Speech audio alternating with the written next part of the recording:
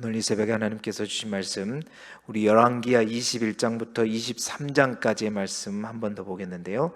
열왕기하 23장 26절 말씀입니다. 구약성경 604쪽 열왕기하 23장 26절의 말씀입니다.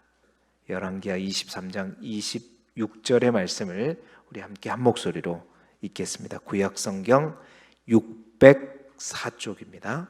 604쪽 열왕기하 23장 26절의 말씀입니다. 우리 함께 한 목소리로 읽겠습니다. 시작.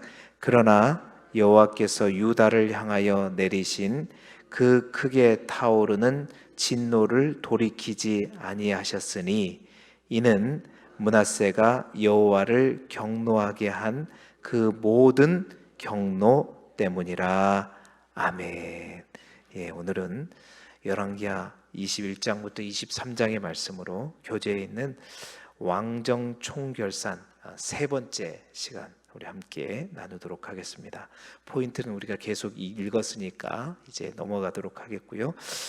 21장부터 23장의 열왕기 하의 배경이 이제 거듭 말씀드리지만 정말 좀 중요합니다. 그래서 여러분들이 이제 오늘 좀 복잡하지만 대외적인 그 정세, 그 시대 요시야 시대의 대외적인 정세에 대해서 제가 자세히 아니면 깊게는 말씀드리지 못하지만 이제 오늘부터 얘기하면서 계속해서 예언서하면서 이제 반복될 거예요. 그러면 아마 여러분들이 이 시대적 상황들이 딱 이해가 될 수 있도록 그렇게 되겠는데요. 남유다가 멸망하기 이제 마지막 1세기 그 100년 동안에 이제 많은 예언서가 집중적으로 예언자들이 존재했기 때문에 우리가 나중에 이제 내일부터 오바댜, 하박국, 나훔, 에스겔, 예레미야 다 이 기간 이제 이 요시아와 관련된, 그리고 요시아 이후에 여호와아스나 요아킴 요 기간에 이제 다 예언했던 선지자들입니다. 그래서 요 시대를 좀 잘 알 필요가 있는데 왜 그 당시 남유다가 어떻게 타락했는지, 그리고 그 상황을 극복하기 위해서 어떤 노력과 시도가 이 시기에 있었는지, 그리고 그럼에도 불구하고 어떤 결과를 가져왔는지, 그래서 남유다가 결국 어떻게 멸망하게 되었는지에 대해서 우리가 이 역사서 쪽에서 먼저 잘 짚고 넘어갈 필요가 있다는 거죠. 그래서 오늘은 완전히 꺼져가는 남유다 왕국의 마지막 남은 불씨가 되었던 요시야, 그 요시야의 정교 계획이 어떤 결과를 가져왔는지 그 과정을 살펴보면서 결국 남유다의 운명을 함께 살펴보도록 하겠습니다. 오늘 우리가 말씀 속에서 첫 번째 주목할 건 뭐냐? 요시야도 하나님의 진노를 막지 못했다는 거죠. 그렇게 열심히 개혁했던, 어제 우리가 봤었잖아요. 얼마나 그 요시야의 개혁이 어떤 왕들의 개혁과도 정말 구별되고 특별한 개혁을 했지 않습니까? 그러나 그러한 요시야의 개혁도 하나님의 진노를 막지 못했다. 우리가 방금 읽은 말씀이에요. 자, 결국 하나님 앞에 모든 율법에 따라 여호와께로 돌이킨 왕은 요시야 전에도 없었고 후에도 없었다. 그와 같은 자가 없었더라. 최고의 성적표를 받았다고 했잖아요.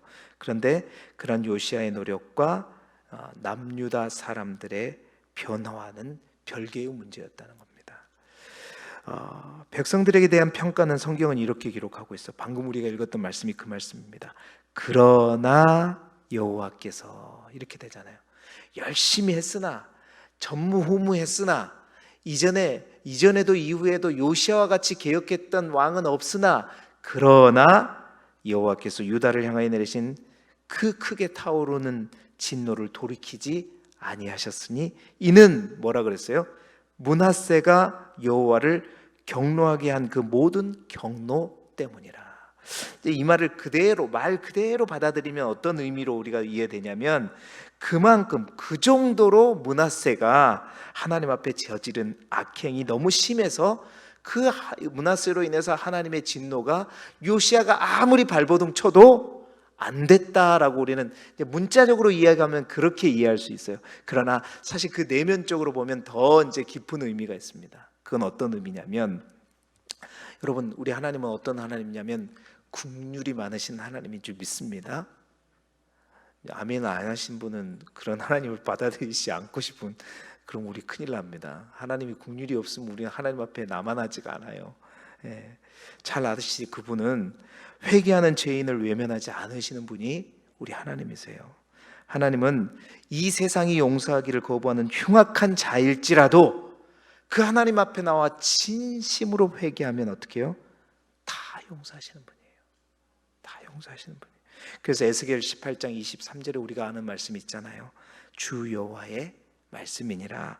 내가 어찌 악인이 죽는 것을 조금인들 기뻐하랴. 하나님은 악인이 죽는 걸 기뻐하시는 하나님이 아니란, 하나님이 진짜 원하는 것은 그 악인일지라도 그가 어떻게, 그가 돌이켜 그 길에서 떠나 사는 것을 어찌 기뻐하지 아니하겠느냐. 그렇습니다. 이것이 하나님의 마음이에요. 그 극악한, 우리가 봤잖아요. 므낫세조차도, 이 열왕기 하에는 나와 있지 않지만 그 극악한 므낫세조차도 역대하에 보게 되면 아수르에 의해서 바벨론에 끌려갔었을 때 그가 진심으로 하나님 앞에 회개하며 기도하며 나아갔을 때 하나님은 그 므낫세의 기도를 들으시고 므낫세를 용서했잖아요. 근데 이미 이제 백성들에게는 죄가 확 퍼져 버렸지만, 그건 돌이킬 수 없었지만 므낫세가 그렇게 진심으로 회개했을 때 므낫세의 죄를 용서해 주셨던 하나님, 그게 우리 하나님이에요. 그렇습니다. 우리 하나님은 한 생명을 천하보다도 귀하게 여기시는 분이세요. 아무리 크고 심각한 죄를 범한 사람일지라도 하나님 앞에 죄라는 건 그거예요. 죄가 하나님 앞에 큰 죄는 진짜 죄고 작은 죄는 진짜 죄가 아니냐. 죄로 따지자면요, 그렇죠? 하나님 앞에 큰 것도 죄고 작은 것도 죄는 똑같아요. 그 죄가 있으면 구원받지 못하는 것은 똑같은 겁니다. 큰 죄든 작은 죄든. 그러니까 하나님 앞에 우리는 정말 그러니까 죄는 다 똑같은 죄일 뿐이죠. 그러니까 그러한 죄가 있는 그 우리를 향해서 하나님은 그 죄에 따라서 법을 집행하시는 그러한 재판장으로서 우리의 서기를 원하시는 하나님이 아니라, 무엇보다도 하나님은 돌아온 탕자를 위해서 잔치를 여시는 그러한 인자한 아버지가 되기를 원하시는 분이 바로 우리 하나님이세요. 결국 그런 겁니다. 요시야는 하나님 보시기에 정말 정직했고 그가 행한 일은 정말 하나님의 모든 칭찬을 다 받았죠. 그리고 그의 개혁은 외부적으로 겉으로 보기에는 완벽한 그러한 종교 개혁이었지만, 하지만 요시야의 그러한 개혁도 므낫세와 아몬의 치하에서 타락할 대로 타락한 백성들의 그 마음, 그 내면까지 하나님께로 돌리지는 못했다는 겁니다. 다시 말해서 유다 사람들의 내면의 개혁까지는 미치지 못했다는 거예요. 왕이 강력한 의지로 개혁을 했지만 그 백성들은 그 왕의 마음을 온전히 이해하지 못하고 따라가지 못하고 어쩔 수 없이 왕이 하니까 따라는 갔지만, 그 회개가 진심 어린 회개, 중심의 회개가 아니라 왕이 하자고 하니까 따라가는 회개였고 형식적인 회개에 지나지 않기 때문에 하나님이 그 요시아의 종교, 그 요시아의 마음 그대로 백성들 똑같이 백성들도 그렇게 하나님 앞에 나아갔다면 므낫세를 용서하신 하나님께서 어떻게 이스라엘 백성 용서하지 않을 수가 있어요? 용서하거든요. 근데 백성들은 그러지 않았다는 거예요. 그러니까 요시아가 그렇게 애를 썼지만 백성들은 그런 마음이 아니었다. 우리가 그걸 확인할 수 있는, 어디에서 확인할 수 있냐면, 이제 이 시대 때 요시아 옆에서 하나님의 말씀을 전했던 예언자 중에 한 사람이 바로 스바냐입니다. 스바냐는 요시아와 숙질 관계예요. 왕손이거든요. 그 곁에서 요시아의 개혁을 도왔던 사람이 스바냐인데, 스바냐가 예언했던 스바냐 3장 1절 2절에 보게 되면 스바냐는 요시아 시대 유다 백성들의 내면의 상태를 이렇게 예언하고 있어요. 진단하고 있어요. 패역하고 더러운 포악한 성읍 예루살렘이요. 그러니까 그만큼 요시아 시대 때 유다 백성들이 포악하고 패악했다는 거예요. 뿐만 아니라 뭐라고 그는 얘기하냐면 하나님의 명령을 듣지 않고 교훈을 받지 않고 여호와를 의뢰하지 않고 하나님께 가까이 나아가지 않았다라고 그들의 영적인 상태를 진단하고 있단 말이에요. 그러니까 요시아는 그토록 애썼지만 그들의 마음은 근본적으로 하나님 앞에 돌이키지 않는 상태예요. 또 그것을 우리가 어디에서 더 확신할 수 있냐면, 자, 요시아가 결국은 안타깝게 죽음을 당합니다. 죽음을 당했으면 그러한 상황 속에서 정말 그들이 요시아와 함께 하나님 앞에 중심으로 회개했다면 더 하나님을 간절히 붙들고 하나님 앞에 나아갔어야 되는데, 요시아가 죽자마자 어떻게 돼요? 요시아를 이은 모든 왕들은 신앙이 없어요. 하나님 앞에 기도하지 않습니다. 하나님 앞에 매달리지 않아요. 백성들도 마찬가지입니다. 그냥 요시아가 죽자마자 그냥 우르르르 무너지면서 결국 남유다는 멸망을 향해 나아가 버리게 되는 것이죠. 그렇습니다. 우리가 지금까지 쭉 성경을 보면서 끊임없이 보게 되고 알게 된 사실이 무엇입니까? 우리가 겉을 정말로 아름답게 꾸민다고 해서 속까지 바뀌는 것은 결코 아니다. 그리고 하나님은 그 모든 것을 겉만 보고 판단하시는 분이 아니라 하나님은 항상 중심을 보시고 마음을 보시고 내면을 보시는 분이시지, 우리 인간처럼 겉의 화려한 모습으로 인해서 속아 넘어가는 분이 아니라는 거예요. 그래서 우리 주님도 뭐라고 그랬어요? 저 유대 종교 지도자를 향해서 이 회칠한 무덤 같은, 평토장한 무덤 같은 자들아. 그게 무슨 말이에요? 무덤은 뭐예요? 시체가 썩어가는 정말로 부정하고 더러운 것인데, 그 무덤 위는 어떻게 해요? 회를 칠했다는 거. 아름답게 무덤이 아닌 것처럼 칠해버리니 이게 뭐 더러운 건지 누가 알아요? 평토장한 무덤이다. 무덤은 이렇게 조금 뭔가 봉이 나와야 되는데 그게 아니라 평토장하게 쫙 깔아버리니까 누가 그게 무덤인지 알겠어요? 모른단 말이에요. 그러니까 겉과 속이 다른 그들의 믿음에 대해서 예수님도 그렇게 말씀하셨잖아요. 다 아셔요, 하나님은. 여러분, 우리 하나님은 중심을 보시는 분이에요. 다 아십니다. 그래서 하나님 앞에 겉만 멋지게 치장하는 모습 가지고는 절대 하나님의 마음을 돌이킬 수가 없다. 하나님의 진노를 돌이킬 수가 없다. 뭐예요? 중심, 진실한 마음으로 하나님 앞에 나아가는 거예요. 바리새인과 세리의 기도가 그렇죠. 그래서 요엘서 2장 13절에는 뭐라고 요엘 선지자는 얘기냐면, 너희는 옷을 찢지 말고 뭘 찢으라 그래요? 마음을 찢으란 말이지. 마음을 찢고 너희 하나님 여호와께로 돌아갈지어다. 여러분, 비싼 옷 찢지 마시고 여러분의 마음을 하나님 앞에 찢고 하나님 앞에 나아가면 어떠한 것이든지 우리 하나님은 용서하시고 긍휼을 베풀어 주시고 다시 안아주시고 우리를 붙들어 주시는 하나님인 줄 믿습니다. 그 긍휼의 하나님 앞에 오늘도 마음을 찢고 나아가는 저와 여러분이 되시기를 주님의 이름으로 축복합니다. 두 번째로, 요시아는 너무나도 안타까운 죽음을 맞이해요. 아니, 안타까움이 아니라 허망한 죽음을 맞이합니다. 자, 그 상황을 한번 볼까요?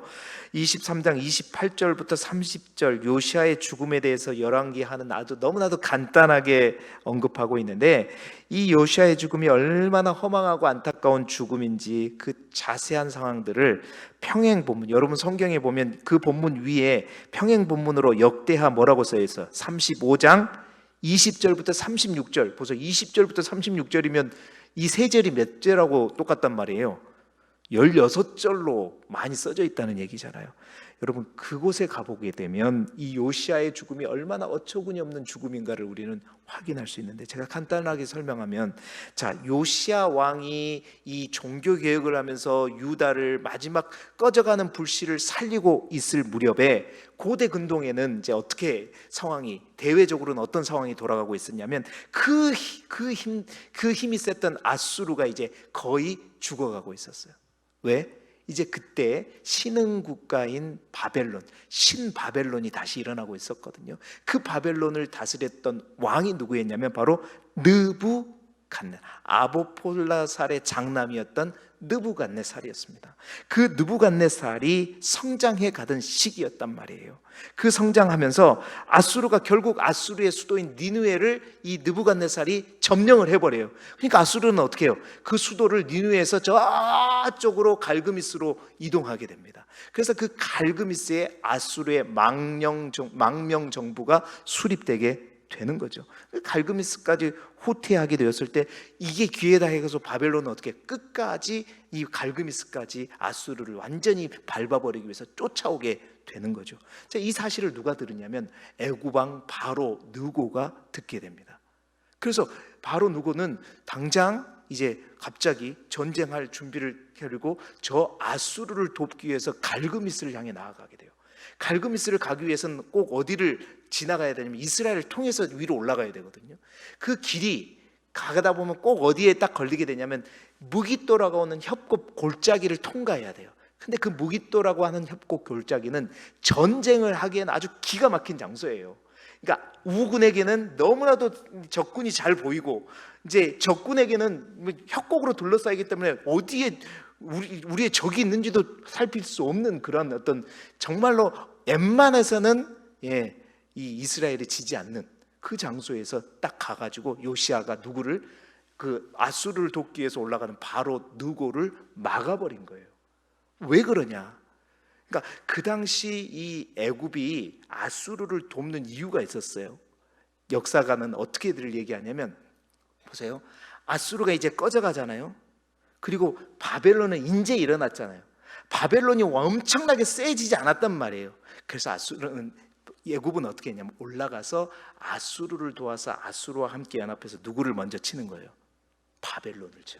바벨론이 더 세지기 전에 바벨론을 쳐버리고 그 다음에는 어떻게 해요? 이제 아수르도 거의 힘이 없었잖아요. 아수르까지 쳐버리고 그래서 애굽이 그 야심을 가지고 두 나라를 동시에 처단하기 위해서 올라갔던 거예요. 그게 또 하나님께서 그렇게 바로 누구에게 얘기를 했던 것 같아요. 그래서 올라갔는데 이 요시아는 어떻게 반응했냐면 그 당시 또 요시아 시대 때 예언했던 한 예언자가 누구냐면 나훔이었단 말이에요. 여러분 나훔은 요나와 다른 메시지를 전했던 선지자가 나훔입니다. 요나는 뭐의 구원에 대해서 선포했죠? 아수르의 구원에, 니느웨의 구원에 대해서 선포했던 예언자가 요나였잖아요. 그런데 나훔은 이 느느웨의 멸망, 아수르의 멸망에 관해서 예언했던 선지자가 바로 나훔입니다. 그 나훔의 말만 생각했던 거예요. 요시아는 하나님의 선지자가 아수르가 멸망한다고 얘기했는데 이 애굽이 올라가가지고 그 아수르를 돕는다고 하니까 애굽은 내가 막아야 되겠다. 그래야지 어떻게 아수르가 지니까 아수르가 멸망하니까 그게 하나님의 뜻이 있다고 생각하고 그는 사명감을 가지고 어떻게 해요? 무깃도라고 하는 그 협곡에서 이 애굽과 싸우러 간 거예요. 자, 만났어요. 바로 누고가 사신을 요시아에게 보냅니다. 그 요시아를 통해서 요시아에게 뭐라고 얘기하냐면 내가 너희하고 싸우러 온 것이 아니다. 하나님이 나에게 말씀하셨다. 그렇게 말하면서 하나님이 나에게 원하시는 것은 너희와 싸우는 것이 아니라 위에 가서 내가 바벨론을 무찌르는 것이다. 그러니 나를 막지 마라 제발. 난 너희하고 싸우길 원해. 잘못하면 내가 너를 죽일까 하노라, 멸할까 하노라 이렇게 얘기하는 거예요. 그런데 어떻게 해요? 요시아는 어떻게 했다? 나홈의 선지자의 말만 믿고 그가 분명히 하나님이 나에게 말씀하셨다. 그러니까 어찌 하나님이 너는 이방인과 같은 느고와 같은 너에게 하나님이 말씀하실 수 있느냐 하면서 그는 끝까지 맞선 거죠. 그런데 참 그때 이 요시아의 행동을 참 의아했던 것이 뭐냐면 그렇게 확신을 가지고 했으면 당당히 가서 싸워야 돼요. 근데 성경은 뭐라고 얘기하냐면 이 요시아가 변장을 하고 갑니다. 왕의 복을 갈아입고 일반 병사의 옷을 입고 갈아가요. 그건 뭔 말이냐면 그도 혹시 내가 잘못한 건 아닌가? 그래서 혹시 내가 왕의 옷을 입고 갔다가 이 왕이다 하고 누가 죽여버릴까 봐서 옷을 바꿔 입고 간 거죠. 그런데 어떻게 돼요? 결국 바꿔 입고 갔다가 누구의 화살인지도 모르는 그 화살에 맞아서 그냥 죽어버려요. 그냥 죽어버려요. 그러니까 요시아가 그의 인생 가운데 실수 아닌 처음 실수가 뭐냐면 그는 하나님의 음성을 듣고 하나님의 말씀을 중심으로 살아가는 왕이었어요. 근데 그가 정말 아쉬웠던 것은 그가 하나님의 말씀을 들을 때 이 말년에 뭐가 문제였냐면 자신의 생각과 자신의 판단 안에서 자기가 생각하는 뜻과 동일한 말씀만 하나님의 말씀이라고 생각했던 이게 한계였어요. 이것 때문에. 그러니까 누가 봐도 야, 이럴 가운데 하나님은 이렇게 말씀하실 거야? 그러면 그 말씀이 하나님의 말씀이라고만 확신했던 거죠. 그 말 속에, 그러니까 보세요. 나홈 선지자의 말도 맞고 바로 누구의 말도 맞아요, 틀려요? 맞죠. 바로 누구도 결국은 아수르를 죽이려고 멸망시키려고 하는 거잖아요. 근데 짧은 요시아의 생각으로는 하나님의 말 더 깊이 듣지 못했어요. 결국 그가 정말 옛날의 그 요시아의 모습이었다면 그 변장할 때 변장할 게 아니라 뭐 했어야 돼요? 하나님 앞에 더 간절히 기도하면서 하나님의 선지자에게 물으면서 뭐가 맞는 거냐? 그렇게 나갔어야죠. 그런데 그는 어떻게 해요? 자신의 생각 안에서 자신이 그럼 자기가 하나님이지. 내 상식 안에서 딱 맞는 하나님의 말씀만 취사 선택해가지고 하나님의 말씀으로 듣는 거. 여러분 이게 문제입니다. 그래서 결국 요시아는 정말 마지막 등불이었고 마지막에 꺼져가는 유다의 소망이었던 요시아가 그렇게 허망하게 누구의 화살인지도 모르는 사람한테 화살을 맞아가지고 죽어버려요. 그래서 얼마나 예레미야를 비롯해서 많은 사람들이 슬퍼했는지가 역대하에 보면 나오게 되는 거죠.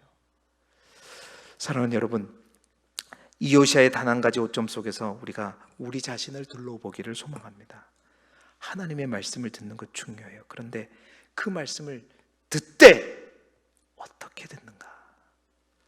때로는 여러분 하나님 우리의 상식과 우리의 생각 안에서 충분히 이해가는 말씀으로 우리에게 말씀하실 때도 있지만 우리도 인생을 살아봐서 알지만 우리의 상식으로는 전혀 이해가지 않고 도저히 이거는 있을 수가 없는 명령이다라고 그런 명령이 있어요, 없어요?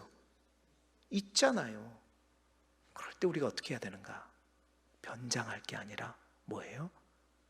더 기도해야죠. 그래서 항상 여러분 우리가 하나님의 말씀을 들을 때마다 그 말씀이라고 하는 실과 함께 항상 따라가야 되는 게 뭐냐면 기도라고 하는 바늘이 따라가야 된단 말이에요. 항상 같이 가야 돼요. 기도에도 항상 뭐가 따라가야 되고 말씀이 따라야 돼요. 말씀에도 항상 뭐가 따라가야 돼요? 기도가 따라.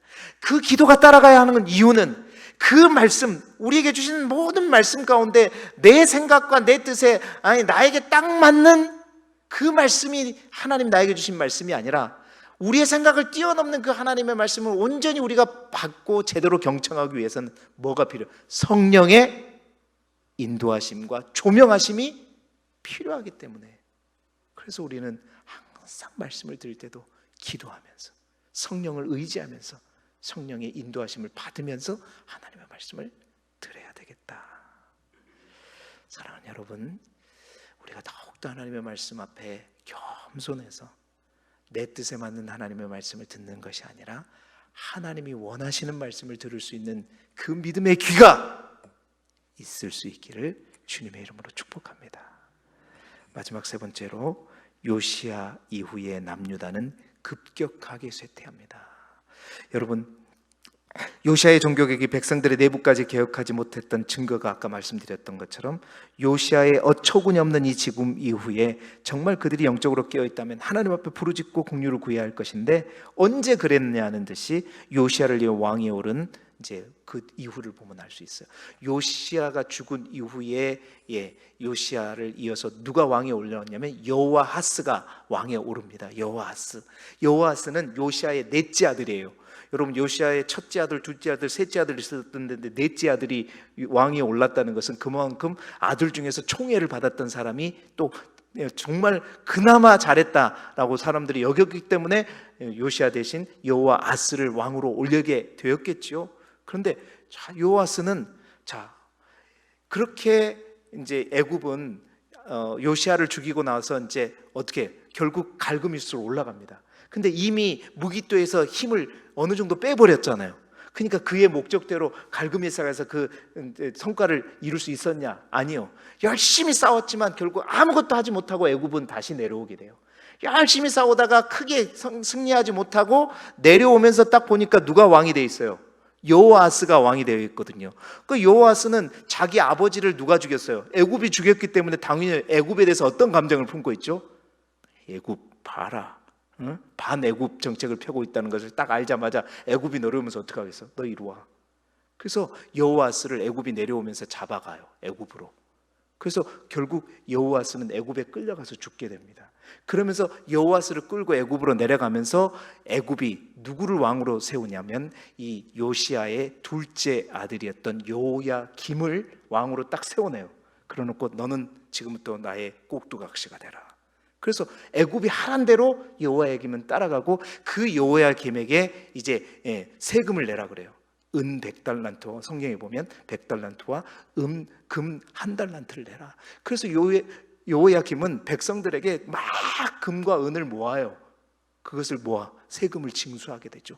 그렇게 하면서 이제 버티다가 이제 바벨론이 애굽이 올라가는 거죠. 바벨론이 이제 아수르를 완전히 점령하고 이제 치고 내려오는 거죠. 치고 내려오니까 어떻게 해요? 여호야김은 다시 또 이 바벨론에게 충성하겠습니다. 바벨론에게 충성해요. 그러다가 다시 또 바벨론이 잠깐 물러가자마자 여호야김이 어떻게 해요? 바로 또 바벨론을 배신하고 3년 동안 바벨론을 믿다가 의지하다가 바벨론을 배신하고 다시 또 애굽의 손을 잡아요. 그런데 바벨론이 잠깐 뒤로 물러갔을 뿐이 완전히 물러간 게 아니잖아요. 다시 바벨론이 딱 내려와서 보니까 이 여호야김이 감히 나를 섬기다가 어느새 내가 잠깐 뒤로 갔다고 해서 이 애굽의 손을 딱, 여러분 이 내용이 다 나중에 다 예레미야에 나오는 내용이에요. 이제 그래서 제가 얘기하는 거예요. 감히 나를 3년 믿다가 다시 애굽의 손을 잡아. 그래서 여호야김과 함께 그 당시에 수많은 이스라엘 백성들과 방백들을 끌고 바벨론으로 끌고 가버려요. 이게 뭐냐? 바벨론 1차 포로입니다. 이 바벨론 2차 포로 때 여호야김과 함께 누구까지 끌려가냐면 다니엘이 끌려가고, 그리고 그렇게 해서 이제 여호야김이 끌려가고 나니까 여호야김 대신 누가? 여호야긴이라고 하는 그의 아들이 왕이 오르게 되죠. 아들도 자기 아버지를 끌고 갔으니 바벨론을 좋아하겠어, 안 좋아하겠어요? 싫어하죠. 그러니까 네가 그래 나를 싫어해? 그래서 그 두 번째로 다시 바벨론이 내려와서 여호야긴과 함께 또 수많은 이스라엘 백성들을 끌고 바벨론으로 또 끌고 가요. 이게 바벨론 2차 포로입니다. 이 2차 포로 때 선지자 누가 같이 끌려가냐면 에스겔이 같이 끌려가요. 그리고 그렇게 해서 마지막 이제 시드기야라고 하는 이제 왕을 세워놓고 나왔는데, 그렇게 하면서 이제 완전히 유다는 망해져 가는 거죠. 그래서 결국 마지막 바벨론이 와서 예루살렘을 함락하고 성전을 파괴하면서 시드기야와 함께 예레미야를 끌고 갑니다. 이게 3차 풀어인데 예레미야는 끌고 가다가 라마에서 풀어주죠. 그래서 예레미야는 이제 애굽 쪽으로 나아가게 돼요. 이게 바벨론 3차 포로면서 남유다는 완전히 멸망하게 되는 것입니다. 여러분, 그렇습니다. 결국 하나님께서 유다에게 허락하신 마지막 기회로 주신 요시야 왕, 그를 통해 하나님께서 기회를 주셨지만 유다 왕국은 그 기회를 살리지 못하고 모든 요시야 이후의 왕들의 공통적인 역사사의 평가는 그가 여호와의 보시기에 악을 행하였더라, 이렇게 되어 있어요. 여러분, 진실한 회개로 마음과 중심을 돌이키지 않은 형식적인 어쩔 수 없는 회개로 인해서 나라를 잃고 바벨론 포로 70년의 삶을 남유다 백성들이 살게 된 것입니다. 여러분, 어찌 우리가 이러한 하나님을 보면서 두려우신 하나님이라고 말할 수 있어요? 하나님은 마지막까지 끝까지 기회를 주셨어요. 끝까지 기다리셨어요. 기다리고 그런데 결국 이스라엘 백성들이 그 기회를 온전히 살리지 못했던 거죠. 오늘 이 새벽에 우리가 우리 스스로를 봅시다. 우리의 모습 속에도 혹 하나님께서 우리에게 돌이킬 마지막 기회를 주고 있지 않는가? 그런데 여전히 나는 겉으로만 정말 하나님 원하시는 중심의 회개를 하지 않고 있는 그런 모습이 있다면 우리가 이 말씀을 통해서 돌이키기를 원하고 중심으로 마음을 짓고 하나님께로 나아가는 이 새벽이 되기를 주님의 이름으로 축복합니다.